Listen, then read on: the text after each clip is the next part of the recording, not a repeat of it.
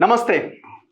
దగ్గుబాటి సురేష్ బాబు family హీరోగా చెప్పబడుతున్న దగ్గుబాటి వెంకటేష్, వీళ్ళిద్దరు brothers.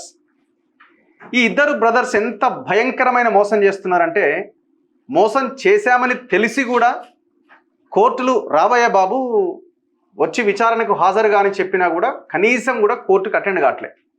ఇవాళ టీవీ ఛానళ్ళలో పెద్ద వార్త. సో బేసిక్గా చాలా ఛానళ్ళకి వాళ్ళకి కూడా కొంత ఇన్ఫర్మేషన్ మిస్కమ్యూనికేట్గా ఉన్నట్టుగా కనబడతా ఉన్నది. అరెస్ట్ అని కొంతమంది రాస్తున్నారు, ఇది 6 నెలలకు ఒకసారి లీజ్ అని, ఇట్లా రకరకాలుగా రాస్తున్నారు. ఈ వీడియో ద్వారా ఈ ఇద్దరు బ్రదర్స్ చేసిన మోసం ఏందో, అండ్ వాళ్ళ ఇద్దరితో పాటు దగ్గుబాటి రానా కూడా ఇందులో ఇన్వాల్వ్ అయినాడు. మొత్తం ఫ్యామిలీ ఇన్వాల్వ్ అయింది. ఈ ఫ్యామిలీ ఈడాడ అనేది అన్నిట్లలో ఉంది, కబ్జాలలో. గోపన్పల్లిలో దాదాపు 100 ఎకరాల భూమిని లేపేశారు, చూసినాం కదా మనం గతంలో. సో ఈ case Daggubati Suresh Babu and Daggubati Venkatesh and Daggubati Ramanaidu అంటే రానా, ఈ ముగ్గురు కలిపి చేసిన ఈ దందా వ్యవహారము. ఇందులో బాధితుడు ఎవరంటే నా ముందు నిలబడ్డ నందకుమార్ గారు. అసలు ఈ కేసు ఏంది ఒక్కసారి మనం పూర్వాపరాలు మళ్ళొకసారి డీటెయిల్డ్గా, వీళ్ళు ఎంత భయంకరమైన మోసం చేశారు, వ్యవస్థలో సెలబ్రిటీలుగా చెలామణి అవుతూ, హీరోలుగా చెలామణి అవుతూ, అసలు ఆ నలుగురిలో ఒక భయంకరమైన ప్రొడ్యూసర్గా చెలామణి అవుతూ, ఒకవైపున మోసం చేస్తున్నారు, చీటింగ్ చేస్తున్నారు. ఎట్లాంటి చీటింగ్ అంటే, ఇది ఇక్కడ మనం అగ్రిమెంట్ చేసి తప్పు అని తెలిసిన తర్వాత కూడా చీటింగ్. ఎవడన్నా అగ్రిమెంట్ ఒకటి చేస్తాడు, ఒక అగ్రిమెంట్ చేస్తాడు, అగ్రిమెంట్ కట్టుబడి ఉంటాడు. ఒకవేళ అతనితో అగ్రిమెంట్ నచ్చకపోతే ఇద్దరు కలిసి కూర్చొని అగ్రిమెంట్ క్యాన్సిల్ చేసుకొని ఇంకో అగ్రిమెంట్కి వెళ్తారు. ఎవడన్నా మనిషి అన్నోడు 2 అగ్రిమెంట్లు చేసిన తర్వాత ఒకరికి అమ్మాలి, ఫస్ట్ అగ్రిమెంట్కి ఇచ్చేయాలా, లేదు అది వద్దనుకున్నాడు, 2వ అగ్రిమెంట్ చేసిండు, 2వ అగ్రిమెంట్ కూడా కాదనుకొని 3వనికి అమ్మిండు. ఎవడన్నా మనిషి అన్నాడు ఎవడన్నా చేస్తాడా ఈ పని? ఇంత చేసి అడ్డంగా ఇరుక్కున్న తర్వాత కూడా నన్ను ఎవడేం చేయలేడు అంటుండు. అప్పుడేమో నా వెనకాల కేసీఆర్ కేటీఆర్ ఉన్నాడని అప్పుడు మాట్లాడిండు. ఇప్పుడు అంటుండు నాకేం సంబంధమే, అది కేసీఆర్ కేటీఆర్ ఉన్నప్పుడు ఆయన హోటల్ని గూలగొట్టిరా, డెక్కన్ కిచెన్ అని హోటల్ నందకుమార్ది, నాకేం సంబంధం, అది కేసీఆర్ కేటీఆర్ బాధ్యత వహించాలని వాళ్ళ మీదకి నెట్టేస్తుండు. ఇప్పుడు మళ్ళీ పోయి రేవంత్ రెడ్డి దగ్గర ఇద్దరు అన్నదమ్ములు పోయి కూర్చొని అక్కడ మళ్ళా లాబింగ్ చేసే ప్రయత్నం చేస్తున్నారు. కానీ కోర్టులు ఉన్నాయి కదా, నువ్వు ఎవరి చేత లాబింగ్ చేయించినా, ఎక్కడ నువ్వు మాట్లాడుకుని, ఎక్కడ ఇన్ఫ్లుయెన్స్ చేసినా, ఎంత భయంకరమైన మోసం అంటే దీని నుంచి అసలు తప్పించుకోలేడు. అయినా కూడా ఇవాళ కోర్టులో, యాక్చువల్గా ఇవాళ నాంపల్లి కోర్టులో కోర్టు కాగ్నిజెన్స్ తీసుకున్నటువంటి కేసు ఇది. కోర్టు పోలీస్ స్టేషన్కి ఎఫ్ఐఆర్ ఫైల్ చేయమని చెప్పడం ఒకటైతే, కోర్టే తీసుకున్నది, కోర్టే విచారిస్తున్నది నాంపల్లి కోర్టు ఈ కేసుని. ఆ కేసులో కోర్టుకు రమ్మని అడిగితే ఇంతవరకు అటెండ్ అవుతలేడు. కానీ ఇవాళ ఏం జరిగిందంటే, కోర్టు ముందుకి పిటిషన్ వచ్చింది, కానీ కోర్టు జడ్జి లీవ్లో ఉండడంతో ఇన్ఛార్జ్ కోర్టు దగ్గరికి వెళ్ళింది. ఇన్ఛార్జ్ కోర్టు, ఎక్కడైనా ఇన్ఛార్జ్ కోర్టు ముందుకు వెళ్ళినప్పుడు ఏమవుతుందంటే నెక్స్ట్ ఇంకొక వాయిదా ఇస్తారు. సో అట్లా ఈ కేసు సెప్టెంబర్ 10వ తేదీకి వాయిదా పడ్డది. అసలు కేసు ఏందన్న చూద్దాం. వెల్కమ్ నందకుమార్ గారు. నమస్కారం. సో ఆయన హోటల్ ఇది గతంలో డెక్కన్ కిచెన్ అని, ఇది మన మోహన్ బాబు ఇంటి పక్కన, రోడ్ నెంబర్ ఎంత వస్తుంది, road number 82 road number 82 or something, film Nagar అనుకోండి. ఇక ఫిలిం నగర్కి వెళ్ళే దారిలో ఈ డెక్కన్ కిచెన్ అనే ఈయన హోటల్ ఉండేది. ఈ ప్లేస్లో 1000 గజాలు సురేష్ బాబు పేరు మీద, 1200 గజాలు వెంకటేష్ దగ్గుబాటు పేరు మీద ఉన్నది. ఈయన దాన్ని లీజుకు తీసుకున్నాడు. లీజుకు తీసుకొని హోటల్ని నడిపిస్తున్నాడు. లీజుకు తీసుకున్నాడు అంటే దానికి అగ్రిమెంట్స్ ఉంటాయి, వ్యవహారం ఉంటుంది. ఆ లీజు పూర్తయ్యేంత వరకు ఇతని హ్యాండ్ ఓవర్లోనే ఉంటుంది. ఓనర్ అయినా సరే నేను ఓనర్ని ఊహించి వెళ్ళిపోవడానికి వీలు ఉండదు, ఎందుకంటే అగ్రిమెంట్ ఉంటుంది కాబట్టి. సో ఈయన ఉండంగానే, లీజ్ ఉండంగానే ఈయన అక్కడి నుంచి పంపించడానికి విశ్వ ప్రయత్నాలు చేసిరు, కోర్టుకు వెళ్ళి ఇంకోటి చేసిరు. ఈయన చేత అగ్రిమెంట్ చేసుకున్నారు, నీకే అమ్మేస్తామని. ఈయన మోసం చేశారు. ఒకసారి మీతో మాట్లాడించే ముందు ఈ రకంగా హోటల్ని కూలగొట్టారు, మొత్తం డెమాలిష్ చేసేసారు. యాక్చువల్లీ ఈ డెమాలిష్ చేసినప్పుడు ఏంటంటే, ఈయన ఇక్కడ లేడు. మనందరికీ తెలుసు కదా, ఫోన్ ట్యాపింగ్, ఈ ఎమ్మెల్యేల కొనుగోలు కేసు ఉంది కదా, ఎమ్మెల్యేల కొనుగోలు కేసులో ఈయనని తీసుకుపోయి జైలు వేసారు. ఆ జైలు వేసిన దాన్ని చూసుకొని, సందు చూసుకొని ఈయన హోటల్ని ఈ రకంగా గురగొట్టారు. ఈ సురేష్ బాబు అండ్ బ్యాచ్ వీళ్ళంతా కలిసి ఇగో ఇట్లా ఇదంతా కూల్ చేసేది మేము ఫస్ట్ జిహెచ్ఎంసీ అనుకున్నాం. జిహెచ్ఎంసీ కూడా కాదు, వీళ్ళే జిహెచ్ఎంసీ పేరుతో కొలగొట్టారని చెప్పి ఇప్పుడు కొన్ని విచారణలో బయటపడుతున్నాయి ఇవన్నీ. ఎందుకంటే జిహెచ్ఎంసీ వాళ్ళు ఒక కోర్టులో ఒక అఫిడవిట్ సమర్పించారు, ఏమని, ఇది మా కూలగొట్టు సంబంధం లేదు, మేము జస్ట్ ఇల్లీగల్ కన్స్ట్రక్షన్ అక్కడికి వచ్చాము, బట్ ఇదంతా చేసింది ఓనర్సే అని చెప్పి వాళ్ళు ఒక అఫిడవిట్ కోర్టులో ఫైల్ చేస్తే మాకు అప్పుడు తెలిసింది. ఆ లోకానికి అందరికి మీడియా కూడా జిహెచ్ఎంసీ కూడా కొట్టింది అనుకున్నాం. ఇప్పుడు ఎవడన్నా నైట్ కూల కొడతాడా అర్ధరాత్రి నడి రోడ్డు మీద? నువ్వు నీదే ప్లేస్ నీదే కథ అనుకున్నప్పుడు నువ్వేం తప్పు చేయకపోతే ఇంత అర్ధరాత్రి కూలగొట్టుడు ఎందుకు? ఒకటి ఇంతకుముందు మీరు ఈ విజువల్ ఇది కదన్నా, ఈ విజువల్ ఏమో 2022 నవంబర్లో నేను లేని సమయంలో కూలగొట్టారు. రాత్రి మొత్తం బౌన్సర్లను పిలిచి రాధాకిషన్ రావు డీసీపీ ఆఫీస్లో సురేష్ బాబు కూర్చొని అప్పుడు ఉన్న వాళ్ళు ఆదేశాలు ఇచ్చిండ్రు. దానికి వేరే కారణాలు ఇంతకుముందు చెప్పా. సరే ఏ కారణం ఉన్నా వీళ్ళందరూ హీరో వెంకటేష్ వీళ్ళందరూ వెళ్ళి టాస్క్ ఫోర్స్ ఆఫీస్లో రాధాకిషన్తో కుమ్మక్కయ్యి టాస్క్ ఫోర్స్ సహాయం తీసుకొని బౌన్సర్లను తీసుకెళ్లి చేశారు.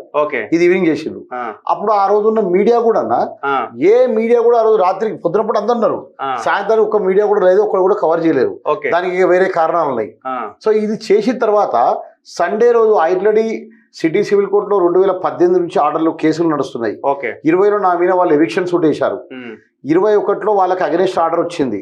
22లో మరి అన్ని కోర్టు ఆర్డర్ ఉండగా జిహెచ్ఎంసీ వాళ్ళ మీద నా మీద కంప్లైంట్ ఇచ్చినప్పుడు హైకోర్టులో కూడా ఒక సపరేట్ గా ఒక ఆర్డర్ ఇచ్చారు. దాంట్లో ఉంది మీకు. సరే అది మాట్లాడదాము. అయితే ఇక్కడ మనం ఎక్స్పోజ్ చేయాల్సింది ఏంటంటే ఈ బ్రదర్స్ ఏ రకంగా మోసం చేస్తున్నారు అనేది ఇక్కడ మనం చెప్పాలి.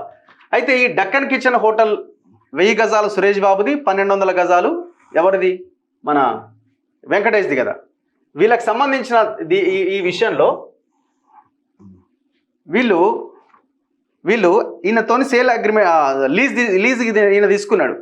2014లో ఒక లీజ్ తీసుకున్నాడు. 2016లో లీజ్ రెన్యువల్ అయింది. ఏది? ఈ హోటల్కి సంబంధించి అని హోటల్ నడుపుకుంటున్నాడు.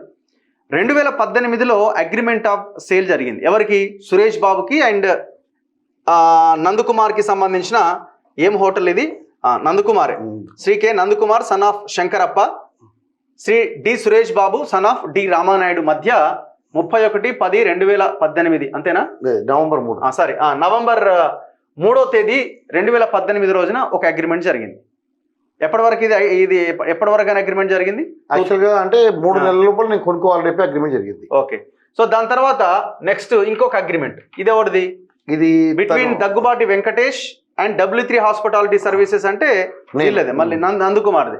ఈ వెంకటేష్ కి మళ్ళీ ఈయనకు మధ్య అగ్రిమెంట్ జరిగింది. ఇది 1200 లీజ్ జరిగింది. సో దాని తర్వాత ఇవన్నీ డాక్యుమెంట్సే. అగ్రిమెంట్ ఆఫ్ సేల్ జరిగింది ఎప్పుడు? ఇది 29th డే ఆఫ్ నవంబర్ 2018లో సెకండ్ అగ్రిమెంట్. ఇది సెకండ్ అగ్రిమెంట్. ఇది సారీ ఈయనతో ఒకసారి ఆల్రెడీ అగ్రిమెంట్ చేసుకున్న తర్వాత ఆ అగ్రిమెంట్ కట్టుబడి ఉండాలి. కట్టుబడి లేకుండా ఏం చేశారంటే ఇంకొక థర్డ్ పర్సన్కి ఇంకొక అగ్రిమెంట్ చేశారు. 29th నవంబర్ 2018 ఇంకొక అగ్రిమెంట్ చేశారు. ఇట్లా చేయడానికి వీల్లేదు కదా. ఇప్పుడు నా భూమి నేనేమన్నా చేసుకుంటా అంటే కుదరదు. అక్కడ నువ్వు ఒకరికి అగ్రిమెంట్ చేసినావంటే అగ్రిమెంట్ కట్టుబడాలి, లేదంటే ఇద్దరు కలిసి కూర్చొని అగ్రిమెంట్ని క్యాన్సిల్ చేసుకొని చింపి పడేసిన తర్వాత సెకండ్ అగ్రిమెంట్ చేసుకోవాలా. నీకు రైట్ ఎక్కడిది? సెకండ్ అగ్రిమెంట్ చేసిండు. ఇది సెకండ్ అగ్రిమెంట్ కి సంబంధించిన శ్రీ ఏ వినయ్ కుమార్ రెడ్డి, ఏ రామరెడ్డి వీళ్ళందరూ ఈ అగ్రిమెంట్ చేసుకున్న దాంట్లో ఉన్నారనమాట. ఎవరితో? సురేష్ బాబు. ఇది ఇల్లీగల్ అగ్రిమెంట్. దెన్ నెక్స్ట్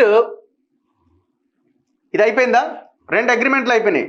నందకుమార్తో ఒక అగ్రిమెంట్ అయిపోయింది, రామానాయుడు వినయ్ కుమార్ రెడ్డితో ఒక అగ్రిమెంట్ అయిపోయింది. దెన్ నెక్స్ట్ ఇంకొక సేల్ డీడ్ చేసిండు. ఇంక ఇష్టమేగా, ఇది నీ భూమి నాది, నేనేమన్నా చేసుకుంటా. ఎవరు చేసిండు ఇది? ఇద్దరు, ఈయన సురేష్ బాబు వెంకటేష్ ఇద్దరు కలిసి ఎవరికి అమ్మారు ఇది? సురేష్ బాబు అమ్మాడు. ఈ Suresh Babu, D Suresh Babu son of D Ramanaidu ఎవరికి అమ్మిండు? Daggubati Ramanaidu son of Daggubati Suresh Babu. ఎవరైనా? రానా, బాహుబలిలో ఆయన విలన్. ఈ రానాకి అమ్మేసిండు. 2 అగ్రిమెంట్లు ఎట్లయితాయి? ఇంకొకరికి ఎట్లా అమ్ముతావు? కోర్టు ఆర్డర్ ఉండగా, మళ్ళీ కోర్టు ఆర్డర్ ఉండంగా. సో దీని తర్వాత ఇగో ఈ ఆర్డర్ ఉండగా between W3 hospital services Nandakumar and Daggubati Venkatesh and 3 others మధ్య ఇది అఫిడవిట్. ఇది కోర్టు ఆర్డర్. ఇది నాకు వెంకటేష్ కోర్టు ఆర్డర్. ఇది అంటే ఏం ఆర్డర్ ఇది? అంటే వెంకటేష్ గారికి నాట్ టు ఇంటర్ఫియర్. ఓకే. అంటే ఆయన నన్ను ప్రాపర్టీలో డిస్టర్బ్ చేస్తున్నారు. 1200 గజాల్లో మీరు ఇంటర్ఫియర్ కావద్దు అన్నది ఈ order. Okay. So very clear గా ఈ ఆర్డర్ ఉన్నది. దాని తర్వాత ఇగో ఇది సురేష్ బాబు అండ్ వెంకటేష్ అండ్ నందకుమార్ మధ్య. సో అదేమో 1200 గజాలకు సంబంధించి వెంకటేష్ ఇంటర్ఫియర్ కావద్దు అని కోర్టు ఆర్డర్ ఇచ్చింది. ఇదేమో సురేష్ బాబుకి కోర్టు ఇంకొక కేసులో చాలా స్పష్టంగా చెప్పింది. ఈ కేసు ఏంటంటే OS నెంబర్ 1512/2018. ఇందులో ఎవరికైతే సెకండ్ అగ్రిమెంట్ చేసిరో వినయ్ కుమార్ రెడ్డి అండ్ రామ్ రెడ్డి, వాళ్ళని కూడా వీళ్ళు పార్టీ చేసిరు. కోర్టు వాళ్ళకు కూడా చెప్పింది ఎట్టి పరిస్థితుల్లో మీరు ఇందులో ఈ విషయంలో నాట్ టు ఎలినేట్, అంటే అమ్మడానికి వీల్లేదు అని చాలా స్పష్టంగా ఈ జడ్జిమెంట్ ఇచ్చింది. రైట్, ఇది ఎప్పుడు 2018లో డాకెట్ ఆర్డర్. ఇగో ఇది చాలా క్లియర్గా ఉంది. నెక్స్ట్, హైకోర్టులో ఒక 4 రిట్ పిటిషన్లు ఉన్నాయి. నందకుమార్వి అండ్ సురేష్ బాబు, వెంకటేష్ కలిసి ఒక 4 రిట్ పిటిషన్లని జడ్జ్ లలిత కన్నెగంటి గారు 4 కలిపి విచారించినాయి. ఆ విచారణలో జడ్జి గారు ఏం చెప్తారంటే, between Daggubati Venkatesh and others ఎవరెవరైతే state of Telangana municipal secretary, municipal commissioner, deputy commissioner, Jubilee Hills Khairatabad zone, the chief city planner greater Hyderabad, assistant city planner, W3 hospitality, అంటే నందకుమార్ అండ్ వీళ్ళు. ఇదే ఇగో, this court is concerned only with the illegal constructions either it is made by the tenant or the owner of the property. అంటే వీళ్ళు eviction suit ఒకటి వేసిరు. ఎవరు, Suresh Babu and ఈయన ఇల్లీగల్ కన్స్ట్రక్షన్స్ అందులో చేస్తున్నాడు, దాన్ని కొంత రెనోవేట్ చేస్తున్నాడు అని. ఇవన్నీ దాంతోపాటు రిట్ పిటిషన్లు అన్ని విచారించిన క్రమంలో కోర్టు అంటుందన్నమాట, the respondents shall issue notice to both owner and tenant, అంటే Suresh Babu and Nandakumar, about the illegal constructions that are made within a period of 1 week from the date of receipt of the copy of the order. Thereafter both the owner as well as the tenant shall submit their respective explanation to the show cause notice within a period of 2 weeks from there on, and the respondents shall give an opportunity of hearing to both parties, and thereafter they shall pass appropriate orders. The entire process shall be completed within a period of 8 weeks. Till such time, no coercive steps shall be taken by the respondent municipality and also tenant shall not any constructions in the subject premises. అంటే చాలా క్లియర్గా accordingly all the writ petitions are disposed of, no order as to cost. అంటే చాలా క్లియర్గా ఏం చెప్తుంది, ఎవరు కూడా అందులో ఇంటర్ఫియర్ కావడానికి, ఎలాంటి కన్స్ట్రక్షన్ చేయడానికి ఇంక్లూడింగ్ టెనెంట్తో సహా ఎవరు చేయడానికి వీల్లేదన్నది చాలా క్లియర్గా చెప్తున్నారు. ఈ ఆర్డర్ ఎప్పుడు వచ్చిందండి? ఈ ఆర్డర్ 11th November 2022. అంతేనా? 11 November 2022. 11 November 2022 నాడు ఈ ఆర్డర్ ఇస్తే 13th November 2022 నాడు సండే రోజు కూల్చవతల పడేసారు. చూడండి ఎంత భయంకరమైన స్టెప్ ఇది. ఎందుకు ఆనాడు ఈయన జైల్లో వేసిరేనని ఈ ఎమ్మెల్యేల పౌచింగ్ కేసులో, ఇక లేడు ఎట్లాగో అని కూల్చిపడేసారు. ఆల్రెడీ ఆర్డర్ ఉండంగా, కూల్చొద్దు అని ఆర్డర్ ఉండంగా టాస్క్ ఫోర్స్ రాధాకిషన్ రావు తీసుకొచ్చి అక్కడ మా ఉన్న మిగతా పార్ట్నర్స్ అందరిని అరెస్ట్ చేసి నా మీద అక్రమైన కేసులు పెట్టించి కూల్చేసింది. సాయంత్రానికి బోన్సర్లు తీసుకొచ్చి కూల్చేసింది. ఈ విధంగా కూల్చింది. ఓకే.